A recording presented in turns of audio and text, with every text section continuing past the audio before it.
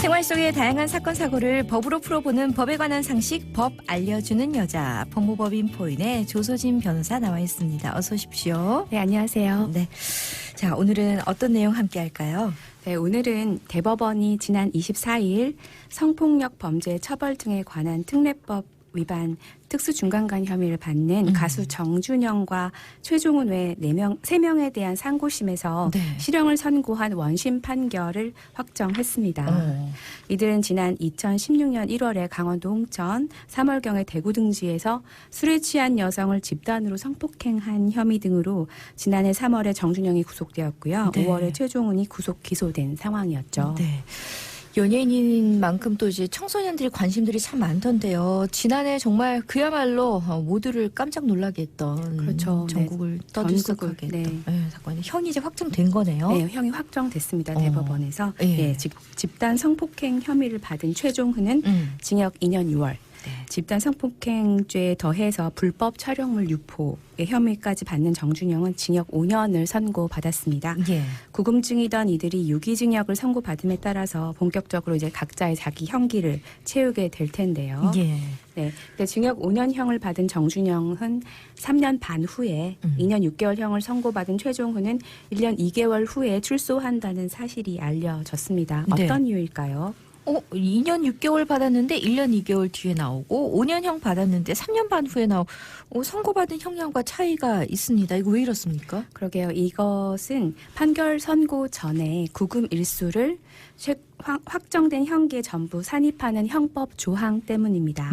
형법 제57조 제1항은 네. 판결 선고 전에 구금 일수는 그 전부를 유기징역이나 유기금고, 벌금이나 과료 등에 관한 유치 구류에 산입한다라고 규정하고 있습니다. 예. 그러니까 이 확정된 그 형이 나오기 전에 구속이나 구금되었을 일수들만큼 형기에 산입을 한다라는 조항입니다. 네. 이 조항은 네. 검찰의 무리한 기소나 재판 진행이 길어짐에 따라서 피고인의 인신 구속 기간이 지나치게 연장될 우려가 있잖아요. 네네. 이를 막기 위해서 도입된 인권 친화적인 조치입니다.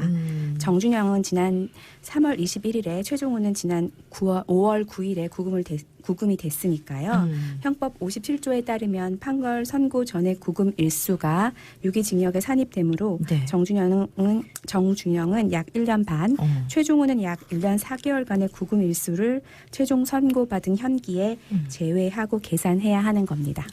그러니까 만약에 이제 어느 사람이 1년 동안 구금돼 있었다면 5년형을 딱 받더라도 4년만 더 형기를 이제 더 채우면 된다는 거네요. 네, 맞습니다. 그래서 1년 반 동안 구금돼 있던 정준영이 5년형을 선고받았지만 3년 반을 앞으로 구금되어서 구속되어 있고요. 네. 1년 4개월간 구금되어 있던 최종훈이 약 1년 2개월만 더 채우면 각각 형기를 채운 것으로 인정이 돼서 만기 출소를 할 수 있습니다. 네. 그러면 만약에 이제 구금이 된 상태에서 재판을 딱 치렀는데 무죄다.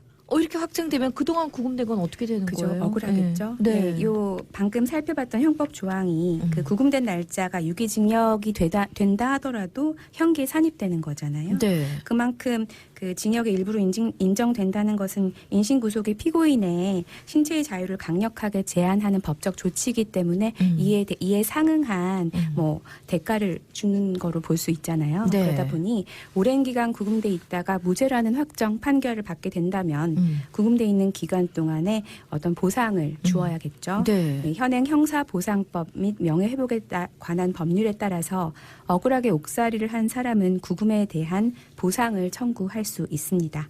여기서 억울한 옥살이는요. 네. 뭐 구속 기소되거나 법정 구속을 당했다가 최종의 무죄 확정을 받았던 경우뿐만 아니라 법원에서 유죄를 이미 받았는데 이후 재심을 통해서 무죄를 받아낸 경우 모두 해당합니다. 네. 또 수감 생활을 하지 않았더라고 하더라도 형사소송법에 따라서 국가에게 변호사 선임료 등의 재판 비용을 청구하는 것도 가능합니다.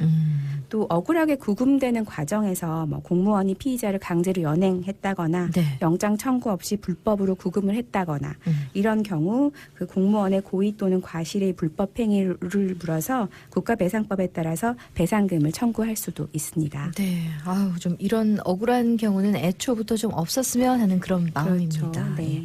자, 그리고 이 사건에 연루됐던 가수 승리 이 군사법원에서 재판을 받는다고요? 네, 그 승리도 대단했죠. 네, 해외 맞아요. 투자, 성매매, 알선, 뭐 불법 촬영, 상습 도박 등의 혐의로 기소된 가수 승리에 대해 첫 재판이 지난 16일에 열렸는데요. 예. 승리는 지난 2015년 12월부터 16년 1월경까지 뭐 일본, 홍콩, 대만의 투자자 일행을 상대로 뭐 수차례 성매매를 알선했고요. 예. 미국 라스베이거스 소재 카지노에서 뭐 해마다 1, 2회 개인 돈으로 수억 원대의 상습 도박을 한 혐의를 받고 있죠. 네. 이 사건은 당초 서울중앙지방법원 형사합의부에 배당이 됐었는데요. 네. 이때 민간인 신분으로 기소된 승리가 군에 입대를 하면서 제5군단사령부 보통군사법원으로 이송이 됐습니다. 예. 추후 뭐 관할 이전을 신청해서 지금은 지상작전사령부 보통군사법원에서 재판을 진행하게 되었는데요. 네.